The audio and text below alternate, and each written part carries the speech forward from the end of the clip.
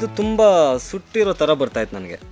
So ಅದು ನಾನು red ಮೇಡ್ಸು ಅಂತ ಸಖತ್ ಇದು ಮಾಡ್ಕೊಂಬಿಟ್ಟಿದ್ದೆ. ಸ್ಪ್ರೇ ಮಾಡಿ ಬೇಜಾರಾಗ್ಬಿಟ್ಟಿತ್ತು.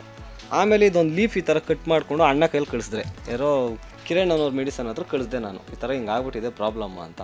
ಸೊ ಅವ್ರೊಂದು ಸ್ಪ್ರೇ ಕೊಟ್ಟರು, ಅದು ರೆಪ್ರೋಸಿನ್ನು ಸ್ಪ್ರೇ ಇಟ್ಟು ಮತ್ತು ಜಿಂಡ್ರಿಪ್ ಅಂತ.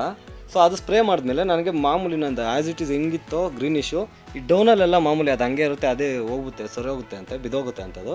ನೆಕ್ಸ್ಟು ನನಗೆ ಅದ್ರ ಮೇಲೆಗಡೆ ಏನು ಬರ್ತಾಯಿದೆ ಶೂಟ್ಸ್ ಅವೆಲ್ಲ ನನಗೆ ಮಾಮೂಲಿ ಗ್ರೀನಿಶ್ ಆಗಿ ಬಂತು, ಮತ್ತು ಶೂಟ್ಸ್ ಚೆನ್ನಾಗಿ ಬರೋಕ್ಕೆ ಸ್ಟಾರ್ಟ್ ಆಯಿತು.